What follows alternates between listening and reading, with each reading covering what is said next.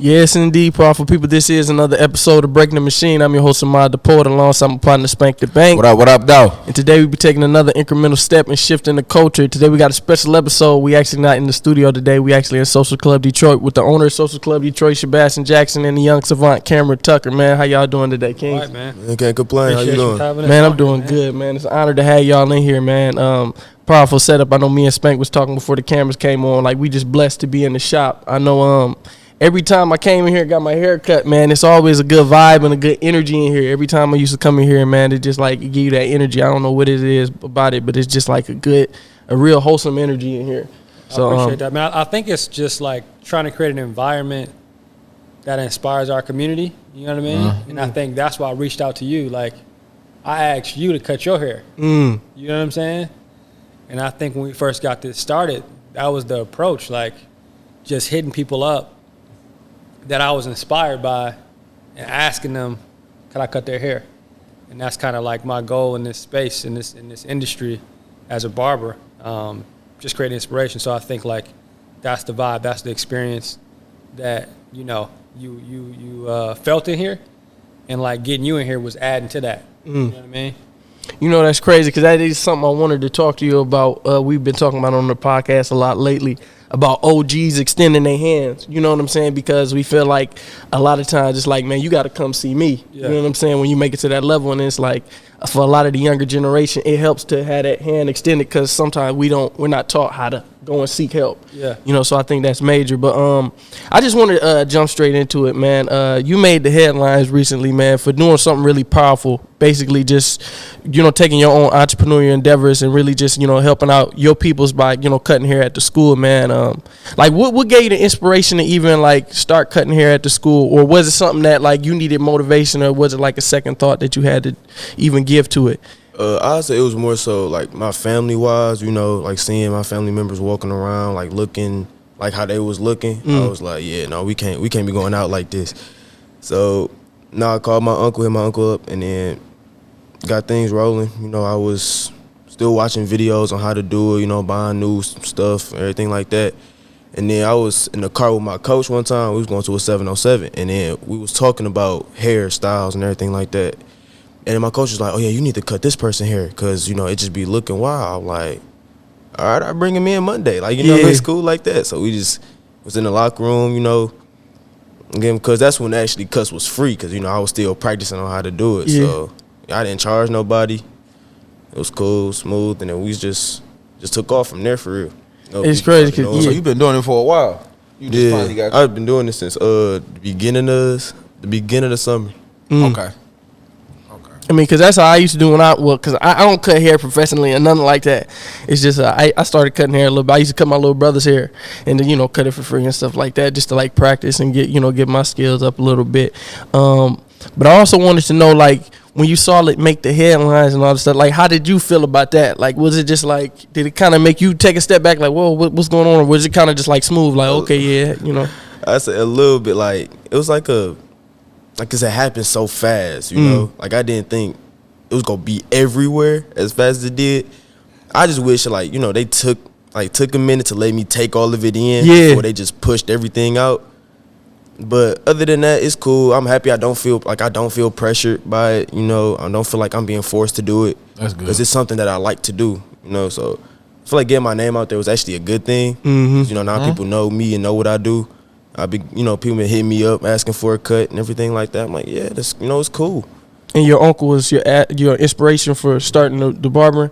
Like, how did he kind of coach you through the process, or did he kind of just like, you know, get you started a little bit and then was just like, man, hit up YouTube and kind of sharpen your skills? Yeah, he started to do that, and then once I, you know, was able, like, you know, starting to like learn new things, then he would show me how to do those new things. Like he been showing me lately how to cut straight hair. You know, he looking into getting a dummy, like, you know, the little dummy with straight hairs for me to practice cutting. People been hitting him up about trying to get me to, you know, getting me things and all types of kits and stuff like that. So yeah, I feel like he's definitely an inspiration. You know, at first he was like, yeah, I'm gonna just show you, you know, you go, because he didn't think I was actually go this big. And then once I did, you know, he was like, all right, so now we got to get you to, you know, learn how to cut other people, you know, things like that. I say he definitely helped me out though. He will continue to help me out. Are you looking into barber school? Yup. Okay. How old you got to be to get a barber license? Yeah. 18. 18? Yeah. Never knew that. Okay. Yeah, because I was finna ask that. I know we touched on it a little bit earlier, but like, what kind of gave you that inspiration to even reach out, to bro and really just try to extend your hand? Yeah, so I didn't know about it at first, and a homie hit me up from Fox, who was a client here back in the day, and he's like, "Listen, man, we about to run this story on this kid that got suspended from cutting hair in the school," and I didn't understand like how that even was possible. You know what I'm saying? Like, why is he getting suspended for cutting, in school? And when he told me the story, he's like, "Would you be interested in mentoring them, or just coming on the story and telling them your story and how you got started in high school and in the dorm rooms in college, so on and so forth?"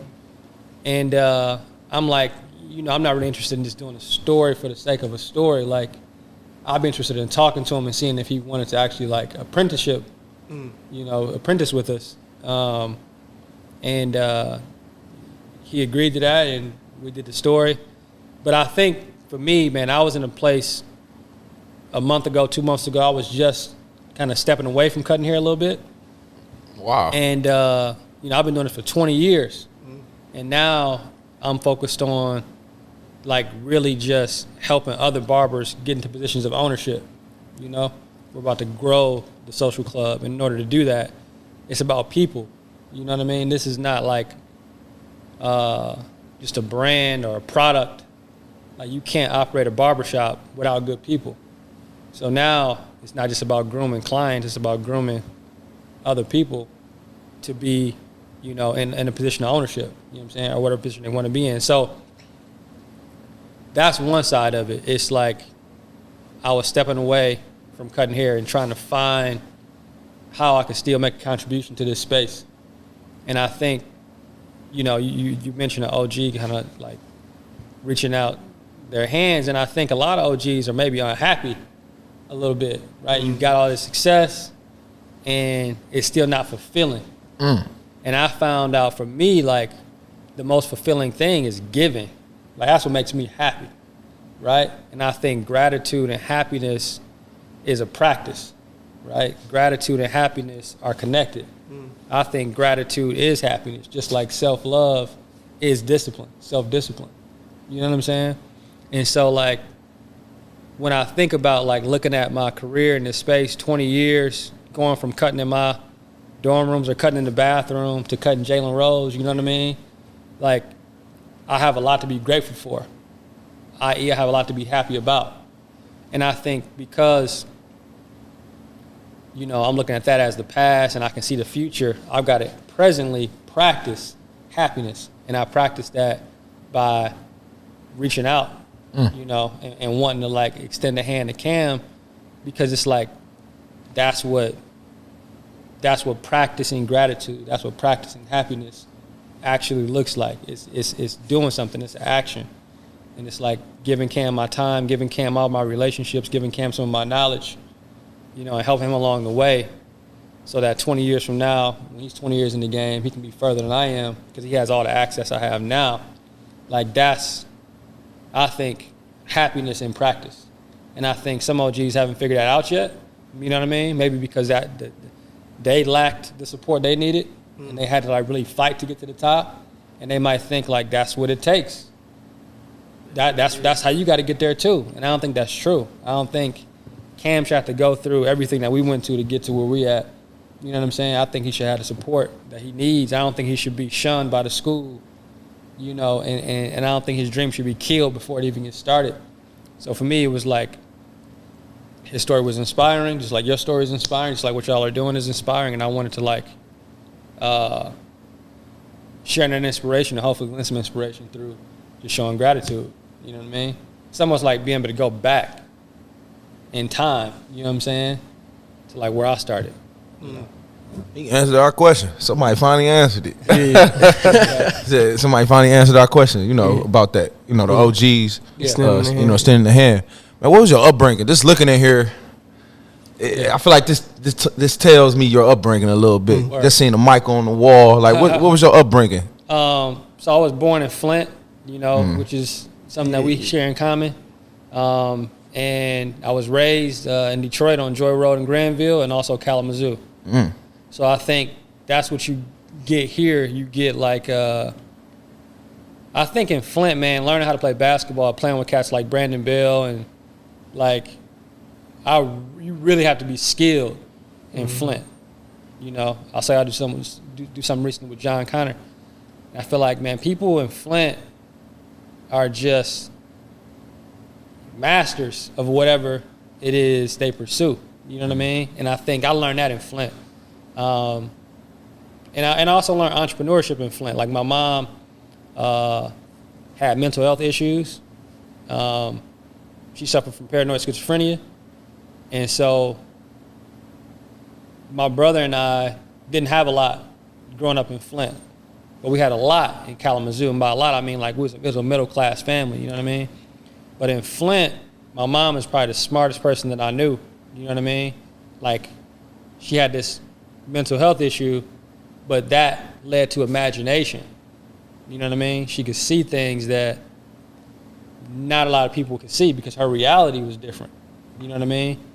But because that reality was different, she couldn't manifest things in this realm, you know what I mean? Meaning like food, you know, blah, blah, blah. So we had to hustle. We had to learn how to hustle in order to buy food for ourselves. So I'll give you an example. We might find a dime on the ground and then go buy 10 pieces of penny candy and then sell those pieces of penny candy for 25 cents.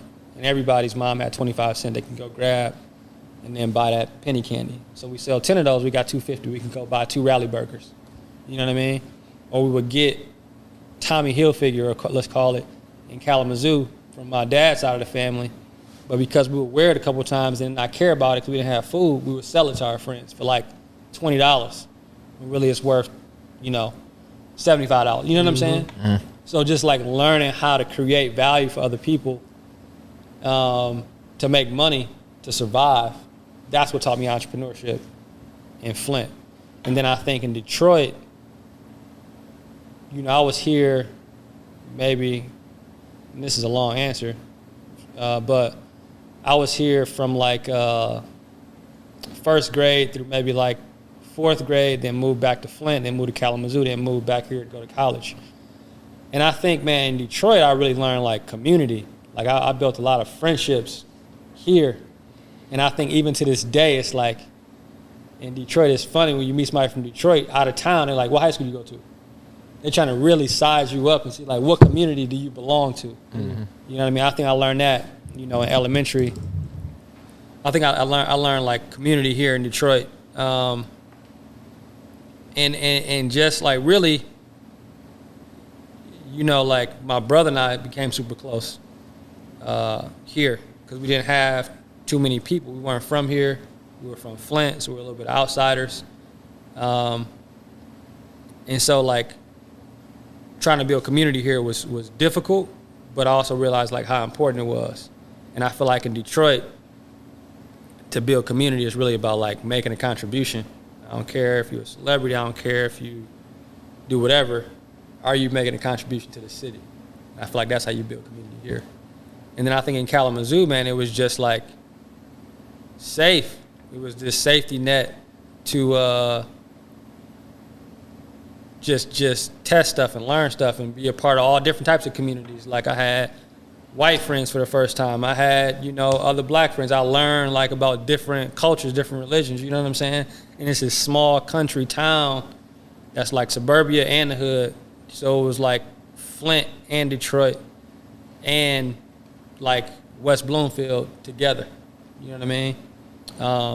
So just learning how to engage with a number of different people. And I think that's what you get here. You get all sorts of people from every walk of life belonging to this same place. And I think that's what the social club is. It's like trying to build a community that welcomes everybody. That was a long answer. But No, it was beautiful. It was good. It was good. And it's crazy because it reminded me somewhat similar of my story because it's like Flint, Dearborn, Detroit, and Dearborn was kind of like the Muskegon. It was kind of like, real ducked out the way, real peaceful. That's kind of like you can, jog around the town now. Yeah. But I feel like the Flint that I experienced might have been a little bit different just because it's like Detroit, it's a lot more stuff going on in Detroit. You know what I'm saying? People doing movies. You got podcast studios, you got all type of stuff going on. You got, celebrities coming in and out for shows and stuff. But Flint is a little bit different. Obviously, you got people coming in, the Whiting and stuff. Like now the Capitol Theater's open back up. But when I was growing up, it wasn't a lot of stuff going on. And it's kind of like, I don't know, Detroit is more social. You know what I'm saying? It's more social. There's more networking going on. And it's crazy that you, when you touched on the mental health, because that's a deep thing, man, because my brother has schizophrenia, my older brother, and he draw all the merch, the designs for all my merch.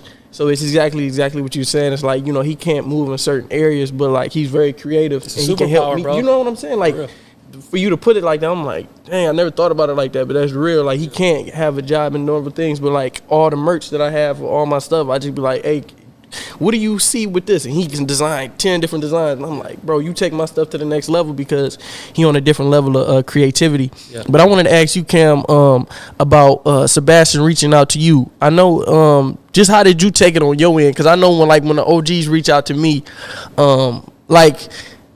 it's your moment right now, right? You in your moment right now. Just like I take it like in my instance when Royce the 5'9" reposted me on his page, and then a whole bunch of people reposted. That's when it was my moment, and that's when I kind of got like my spotlight in a way, and I was kind of ready for it because I was already in this lane. But you said you've been doing this since the summer, so you was kind of already in your lane. So when it came, you was already like, yeah, this is already something I'm doing. I'm not just starting. That wasn't my first haircut when I got the thing. I've already been in it.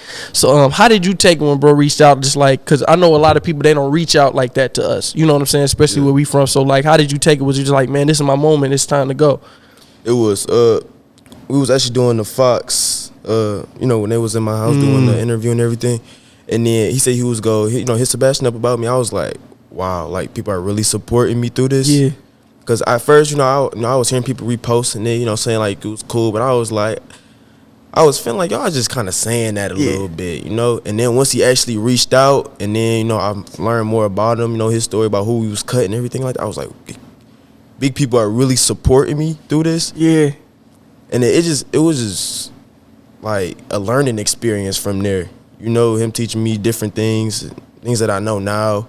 Him trusting me, I trust him. I feel like me following him, he's gonna take me somewhere big. Somewhere I didn't even dream that I could really go to. We've been talking about, getting big things at a young age. Like we was talking about getting a car before I turned 18, which I really feel like I could do. Right. And then following the path that he took, I for sure can. Like, we could make it up there. Man, my bad. You about to say something? Oh no, go ahead. So now you playing football, right? Yeah. Now, is that something you still feel like you're going to do, like, later for, like, college or something? If you get, like, some offers? Yep. I feel like I could go keep doing football. I love the sport.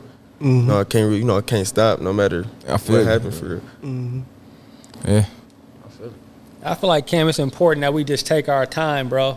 You know what I mean? Mm-hmm. I was happy to hear, and I asked you this before, that, like, all this attention is not adding pressure. Because I feel pressure. You know what I mean?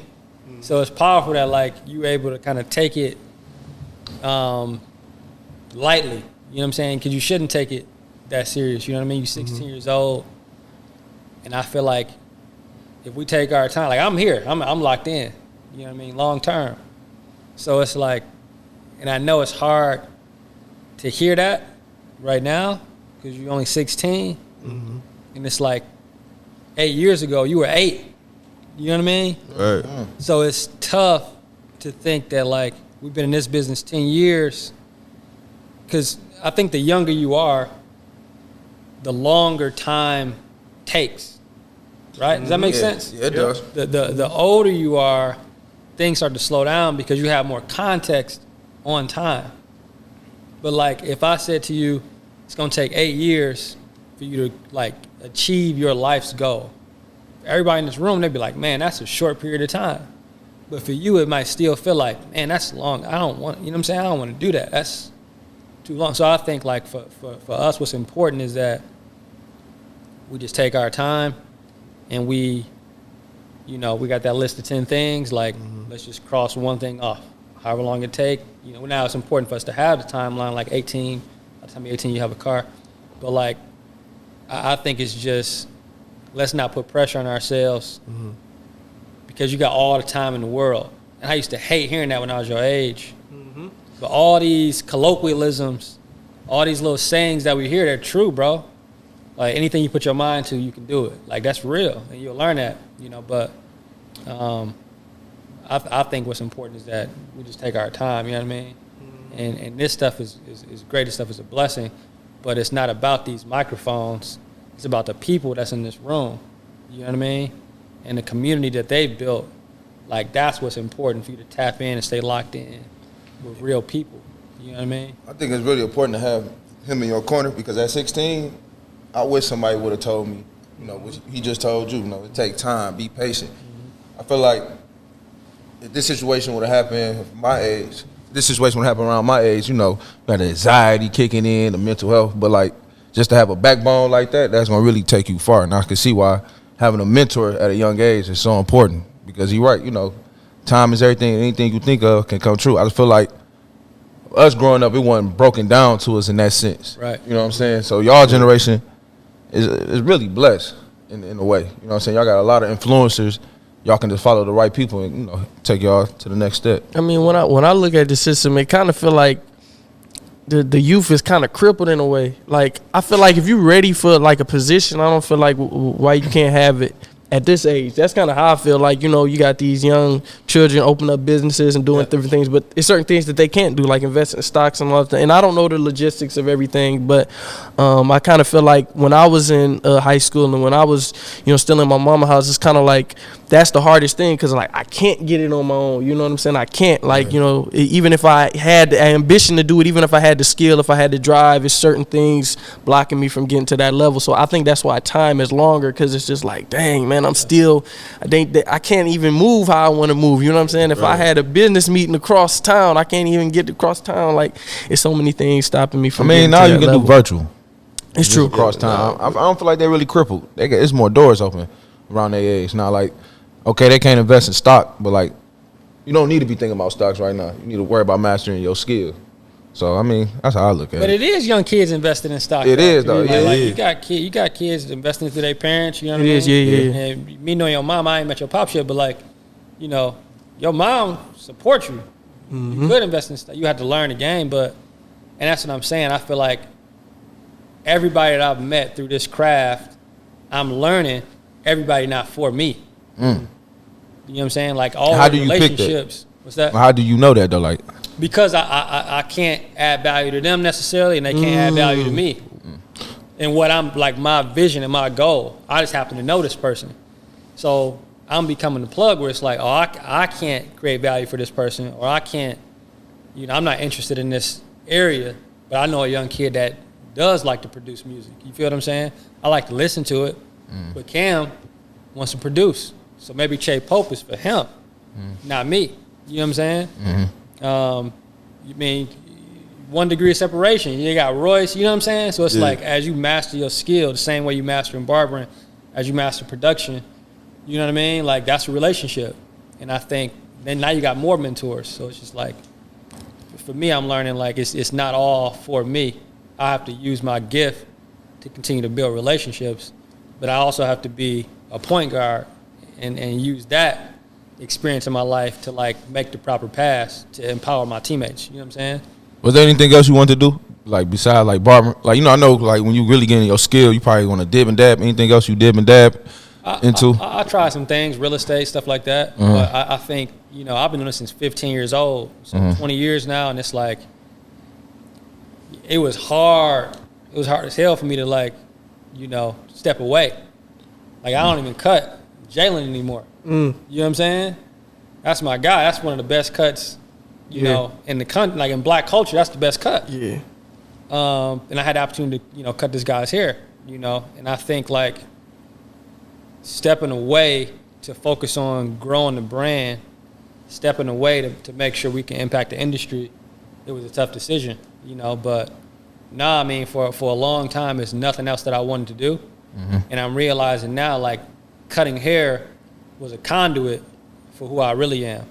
You know what I'm saying? It was just a gateway for me to engage with people. But, like, I'm really about impact, you know? And, like, I'm trying to figure out now, how can I do that without clippers, but also still with the shop? You know what I mean? Are you trying to make franchises? Yeah, I mean, you can call it franchise, but really it's just joint ventures with other inspiring barbers. You know what I mean? We raised the capital, we got the bread. If you want to open a shop, we had the money to do it.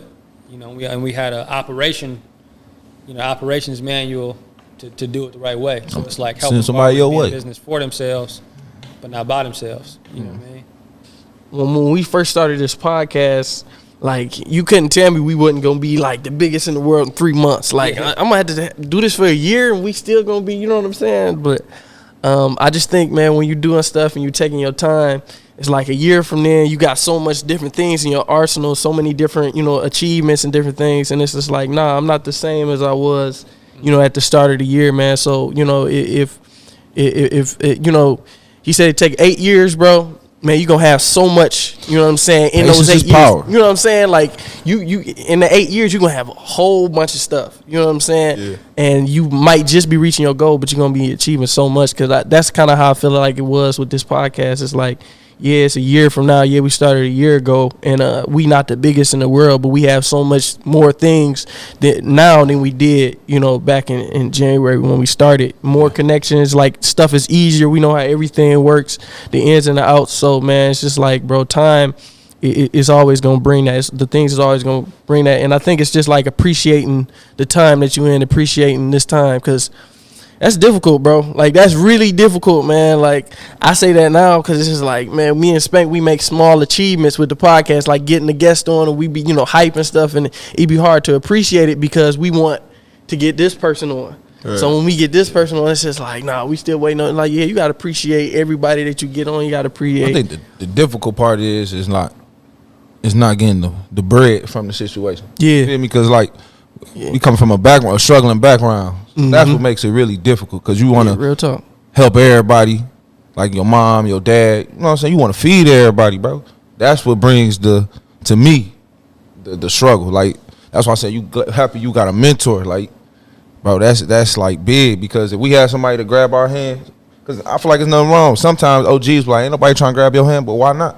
You feel me? It's nothing wrong for somebody to grab your hand and help you bring you up. You feel me? So, like, that's why it's hard for us. That's how, well, I could be wrong. You feel me? That's how I be feeling in my mind. You know what I'm saying? Just because I know how he feel, I know how I feel. We just want to feed everybody we can. I got 9 brothers and sisters, bro. You feel me? I want to feed everybody in my house with this. So, but just keep doing it, bro. Time is powerful. Time is precious too. At the same time, it's beautiful, bro. Especially when you see that drive, man. If you see somebody got a drive, it's just like, man, he gonna get it regardless. Man, right. He just need a hand. Like, ain't nobody giving nobody nothing. He gonna get it regardless. Right. But he just need that hand. He can get there so, you know, so much faster if he just get that hand, man. And that's all you need. Cause I know I put in the work. I know you put in the work. It's like we ain't looking for no hand out, but we don't mind. You know what I'm saying? You know what I'm saying? A lot of people think you just want a hand out. No, nigga, help me get where I'm trying to go. You feel me? That's all. You know, I ain't mean to say it like that, but it just be like that now, because see, that's a black mentality. Go back to what you were saying about OGs probably not happy. They just don't see what you got to do, and that's true, because you probably come from a background where we came from. You have to get it out the mud, and that shit is trauma to have that type of mentality. So, but like, you in a good position, man, for real. Right. Like, OGs don't like to look at the full story. They just really look at the outcome. Like, what happened at the school, they was all looking at it like, you know, people that didn't support was looking at it, oh, well, he bringing razors in the building and stuff like, but you don't know the reason why I did it though. Like, you just looked at the negative in it. You didn't see the positive. You didn't even read the full story. You just assumed that I'm some type of bad kid and I do this every other day. Like, y'all, like, nobody's seen the Instagram post. I literally said first cut free. I'm trying to help people in the school, you know, who can't afford a cut. You know what I'm talking about? Yeah, so cuts expensive. Right, that's what I'm saying. So they just looking at the negative, and I'm just sitting there like, I don't even got to say nothing to you, because the people that support me go get on you, so I don't even got to, you know, like, you're not even worth my time at this point. because you're not reading the full story. To me now, as the older I get, negativity feel good when somebody be negative about me. I just feel off the energy. I mean, you on a football field, so you about to get it more. Especially when you go to a big school, you know what I'm saying? You play a rivalry, they're going to be negative about you, or you drop the pass, they're going to be on you. So, man, let that jump feel you. Because that's all it is. It's just fuel. It's fire. That's how I look at it. Right. But your peoples understood it. Like, you know, your friends and stuff, they understood it. Your peoples, they understood it. I mean, because I was saying, like, you know, back when we was playing basketball at my high school, my coach used to cut our hair before the games. You know what I'm saying? Because he used to cut hair and stuff. So I think, bro, for a lot of people, that stuff is foreign. You know what I'm saying? Cutting, but for a lot of us, it's like, bro, that's what we do, man. We look out for our people, man. So it's nothing crazy. You know what I'm saying? But I think that was just powerful for you to be able to receive it that way, and for you to be able to be in your moment, bro. Because everybody get their moment, man, and a lot of people ain't ready. I hear a lot of people say that, like, bro, people go viral, people do this, and they just don't even be like honing their skills. So when they go viral, it just they moment pass them by. But for you, wasn't really in your moment, and you were able to really just move and do what you had to do. Do you get cut to the like next you play? level. No, because I feel like I don't know. Answer the question first. Do you cut like you play? I'd say I do. You know, not an expert at it, but you know, better than the beginner. I don't know. I feel like cutting is an expression. It's an expression of who you are. It is. I'm wrong. Yeah, I think that's right. It's definitely art. You know what I'm saying? Yeah, that's what I say. It's art and science, you know, but I think it's more art. I think the conversation can be science. You know what I mean? You know, it's because you creating an environment where men feel safe, and there's very few places where men can feel safe and engage with, you know what I'm saying, the homie that's cutting their hair. But I feel like going back to the OG conversation for a second. I feel like what you experienced was, you know, an institution trying to protect its own interests. You know what I'm saying? Like the school, I read a little further into it, and they're like, well, if Cam cut somebody's skin or did something, you know what I mean, then the school feels like it's liable for that. I feel like if we translate that into why OGs don't reach out, it's, again, that institution trying to protect its own interests. It's somebody that's at the top or that's perceived to be at the top. And maybe for them, they have a vision that's up here and they're here. So we're perceiving them to be at the top, but they want to go further. And they see you as a threat, you know what I'm saying, to them getting there. And I think that's why a lot of people don't reach out. You know what I mean? Hey, how can you see someone as a threat, though, if you so... I mean, Jay-Z said it. He said, man, there's somebody right now beating on their kitchen table, rapping. Yeah. And they coming from my spot. Yeah. He said, I'm going to find them and I'm going to sign them. He ain't want no problems. So you look at Kanye and Cudi. You look at Kanye and Travis. Yeah. You look at all these guys, what they do is they find young talent, and instead of like trying to really put them on, they're trying to take from them. You know what I'm saying? I get my happiness from giving. You know what I mean? But it's like some of my peers that I try to give to, they're looking at me like, nigga, like, we the same age, we peers. Who are you know what I'm saying? Are you younger than me? Like, you have no game to give me. You know what I mean? Ahmad got game to give me. Shit, he got game to give me. You feel what I'm saying? So it's like I think it's give and take. I think mentorship is not just about the OG creating value for, you know, the apprentice. I think the best mentorship is like, how can I spend time with this person and we exchange value to each other? And that's why I thought this was fire, because it's like I can sit down, get a 30-minute cut, impart some game, drive back to the crib. You know what I'm saying? I can like walk him through certain cuts while he's cutting my hair. I'm putting my money where my mouth is. Like, he might fuck some of my haircuts up. I can fix it. Right. Or I can like explain this is what it is. You know what I'm saying? And I think like the time that it takes, you know, to do what we're trying to do is not just this viral moment. So to your point about like this going viral, to an extent, like what makes me nervous is, do we have the endurance, you know what I'm saying, to really take it to where it needs to be? And that is infrastructure. That's like, you got to have a real skill set to go where you need to go. Because really this virality is about your vibration. Like, you have something in you that's there. Right. And it's going to continue to be there. That's not going anywhere. So now you got to build on top of it. You know what I'm saying? And you got to extract it out. And I think that comes with real skill sets. And I think my job, you know, as a mentor is to help you discover what that is. It might not be barbering, but I got access in other places outside of cutting hair. You feel what I'm saying? Mm-hmm. And we talked about this before. So it's like my job is just to find that and help you see it. And the part I'm nervous about is, again, do we have the patience to discover that? You know what I'm saying? I got to be able to build enough trust to where you follow my lead. You know what I mean? And I got to have enough trust for you to like really dive in and understand what you're saying. And you shouldn't listen to everything I say, by the way. You know what I'm saying? Like, cause you have your own mind, you have your own experiences in life. And I think some of the mentors or friend tours that I've encountered, they just want to talk and you listen. Right. It's like, bro, you don't know what the fuck I'm talking about. Man. 70, bro. You know what I'm saying? Right. You got experience, but it's a different time. So like I'm not gonna see everything you see, but if we can build that trust, it's not gonna matter. You see what I'm saying? Yeah. Right.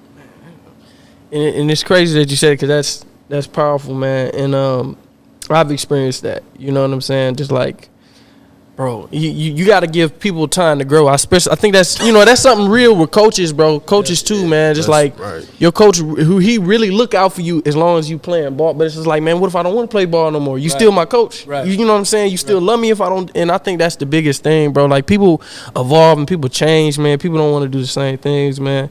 And it's just like, I feel like a real OG, a real mentor is just somebody who like, bro, I'm invested in you as a person. Period. But you just got to stay down and wait that process out, because I think that's the hardest thing. Like, people be saying, like, bro, one of the hardest things is to not know if you gonna make it out. I think it's hard to know you gonna make it out, but not know when. Like, Right, I didn't have people tell me, like, oh, bro, you destined for this, you destined for that. Like, but it's hear just all like the that. time. You know what I'm saying? Like, bro, How do how you long really is it know gonna that? take, though, bro? Like, how long is it gonna take? I'm trying to feed my family. I feel bro. like niggas be hating when they say that. I feel like that when they be like, you destined for this, you gonna make it out. I ain't gonna say they hating or they just leeching on you. I don't know. I could be wrong. You feel me? Like it's passive aggressive type. Yeah, I don't know. I feel like you really, I don't know. Some people mean it, some people don't. I got you. You know what I'm saying? I just feel like you gotta watch who really says it. Yeah. I mean, know. we had a conversation. It's like, man, it's hard to perceive, you know what I'm saying, that old, because like, if you know I can make it out, like, why can't you really lend your hand? Because like, some people, all they lend is advice.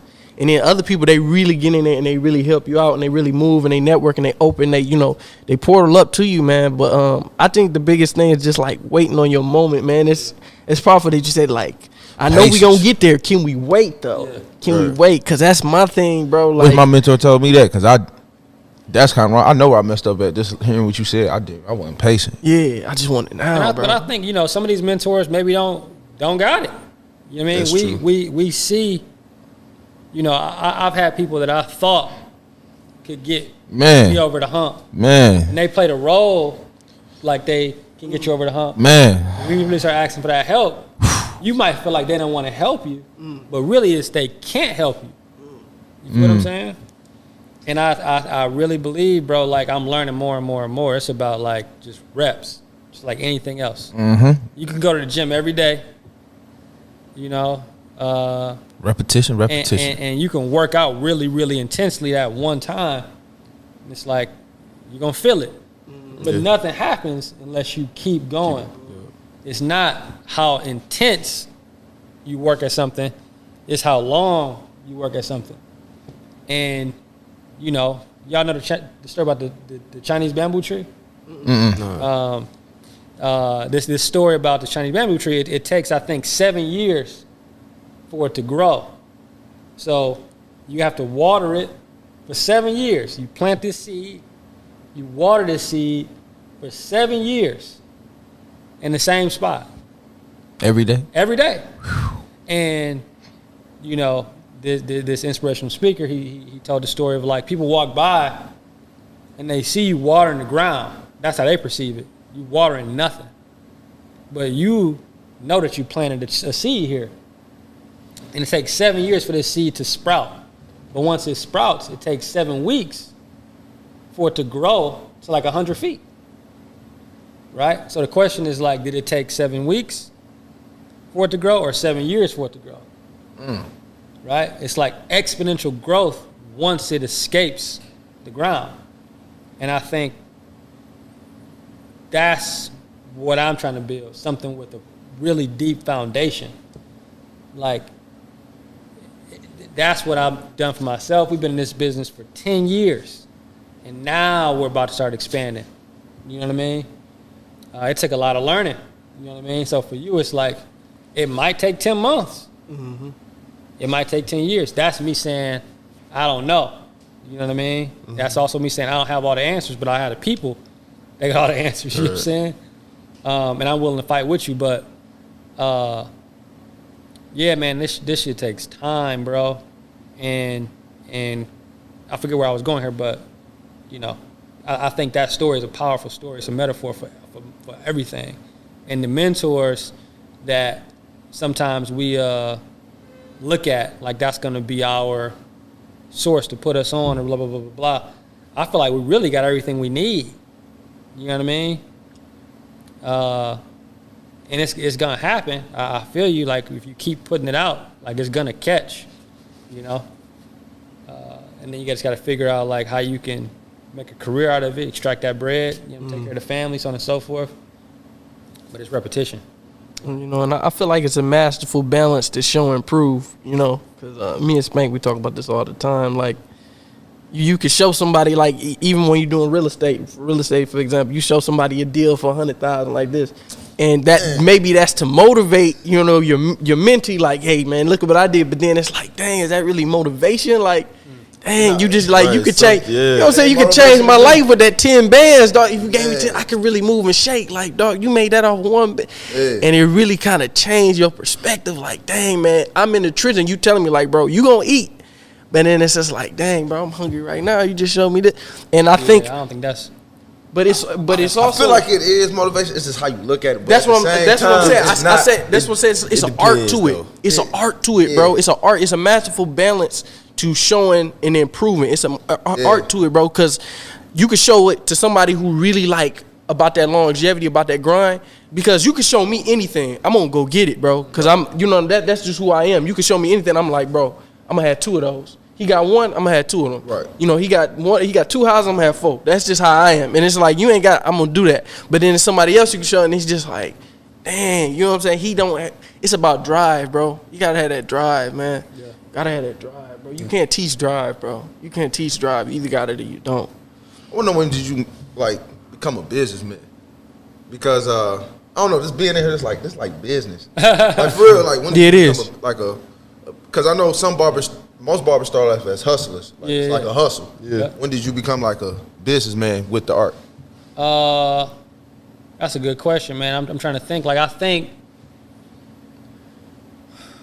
think when I started to stop being a little bit lazy, you know what I mean? I think the hustle of it is like just passion. Mm-hmm. You love it. You like having time. You like kicking with your homies. But I think for me, I was being a little bit lazy. What I mean by lazy is like we all know people that just naturally are athletes or naturally talented at whatever, and they ain't really got to practice. I think for me, that's how cutting hair was. So I would take advantage of like being creative. You know what I'm saying? Y'all might be like naturally creative, you know, and I think when you're writing a business plan, really a business plan is like a set of questions. If you answer every single question, you have a business plan. You know what I mean? And I think for me, I remember writing my second business plan, and I just knew the answers just based on experience. Because I wrote my second business plan, and when I was 10 years in the game, I worked at several barbershops. I was cutting hair in my garage.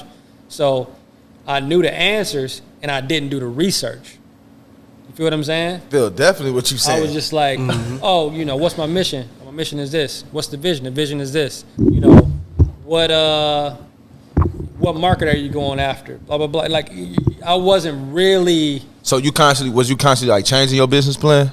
A little bit. It wasn't focused, but it was more like me coming to the realization that like when I'm doing suicides, I'm not touching the line all the way.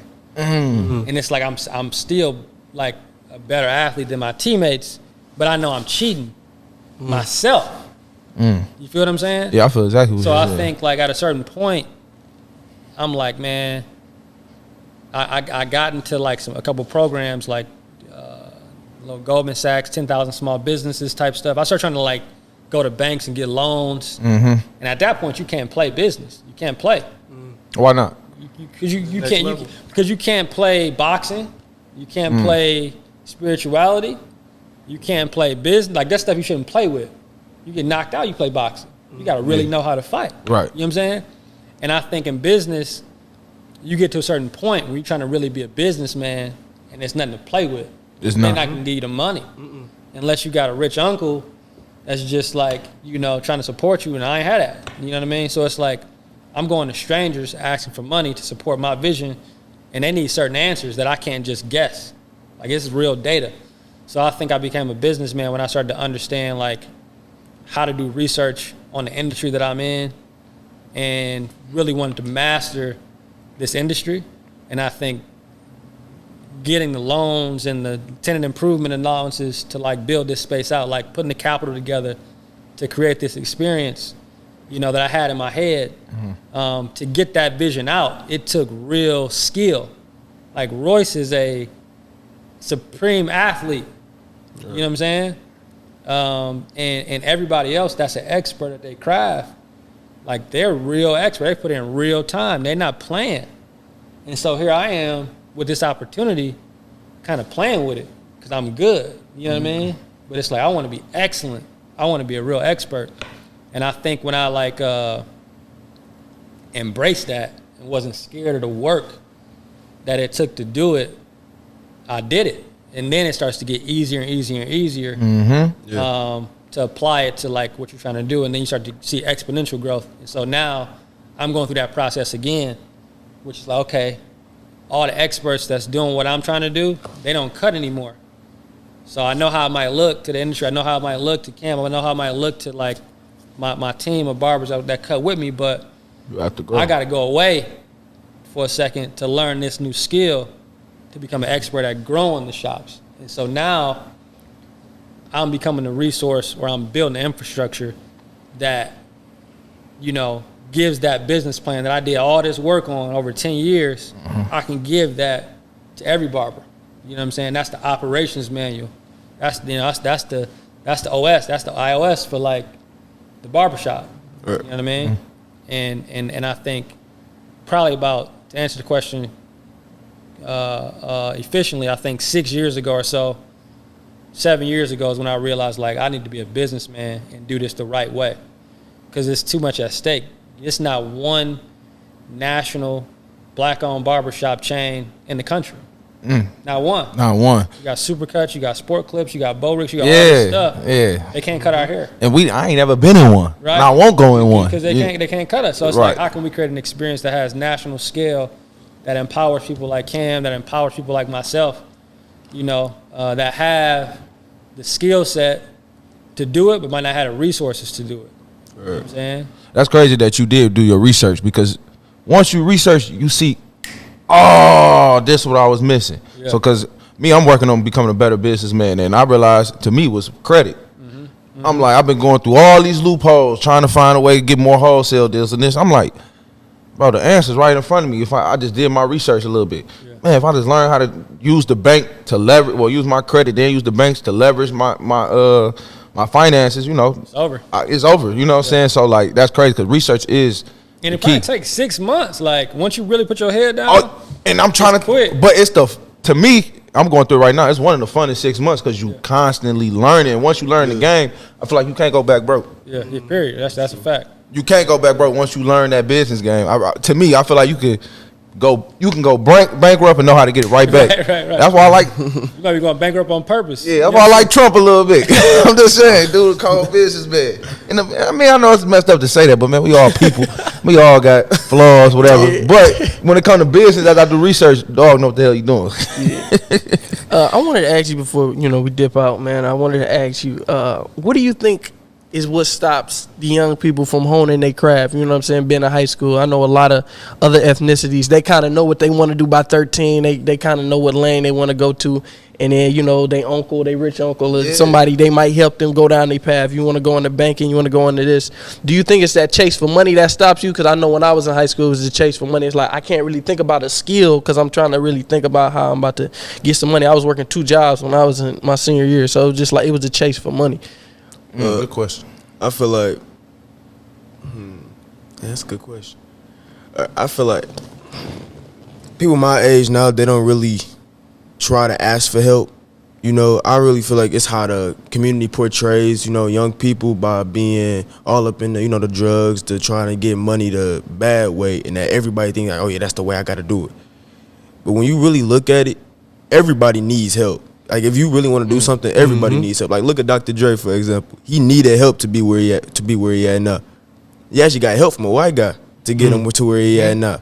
With everybody, no matter what you want to do, you're gonna need help. So I feel like they don't know how to put their, like, say if they got a skill set, right, like football wise, they don't know how to put their skill set in front of the right set of eyes to get somewhere. And I feel like if that's what you want to do for football wise, you got to go to all types of 7-on-7s. You got to go to camps. You got to, you got to get in touch with a lot of college coaches to be where you want to be. And it's like what you were saying, like when you put your mind to it, you could really be anything that you want to be. You ain't gotta listen to other people that tell you, well, you have to be this, you have to be that. And you don't gotta, like, the friends that you with that's pushing you to do, oh yeah, hey bro, you finna be our driver real quick. Hey bro, we finna don't even mess with that. Don't even leave that, just leave that alone. Like, hey bro, this on you. I'm trying to get somewhere. If y'all wanna do all to be in the streets and stuff, that's cool. Like, you gotta learn how to get yourself out of a situation that you know that you can't be in. If this gonna hurt yourself in the future, I feel like. When did you was like, it's cool to be me? When did you feel like that? Because I feel like around that age, 16, we follow a lot. When did you be like, man, I'm cool. It's cool being what I do. It's cool to cut hair. It's cool to play football. It's cool not to be in the shit. Like, when did you realize that? It actually took me a minute, but I had to realize, like when you think about it, people that you see in the street, you really only gonna see that moment in your life, unless you actually go to school with them. Other than that, like if I was to see somebody walk past right now, I'm never gonna see them again. So that's why I really was like, all right, I don't care how I portray myself for them to fit in with other people. So I'm trying to stand out, because the people that somebody did pass, where I'm portraying myself the right way, I'm gonna see them again. They be like, oh yeah, I want to do what he doing. Like, I'm trying to be where he at. When you doing something bad, you fit into the crowd, they gonna be like, oh, just another one of them. So I feel like when me stepping out, from the other people, because before I used to, act like I was a gangbanger, things like that, thinking like, oh yeah, I run these streets like ain't nobody. Like I thought I was the baddest. Like, yeah, we all did at one point in time. Think about it, like I'm really not. Like, shit get scary, Brian. Yeah. I think now, like, it's a lot of kids, a lot of young black men in general dying young. So that's why I was always away from, like, even rappers. Like, lately I don't really listen to rap no more. For real, like, I really don't. All it is talking about killing one another. That's all it is. Every time you look up somebody dead, it be like, man. And it's crazy that you said that, because I never thought about it like that. You really can't stand out in the hood doing what everybody else doing. Like everybody doing it. And then once you do, it's corny. Really stand out. That's oh, but what you doing? That shit corny as hell. You know what I'm saying? Like, you gotta stop thinking like that. Like when you about to do something big, I'm about to feed my community.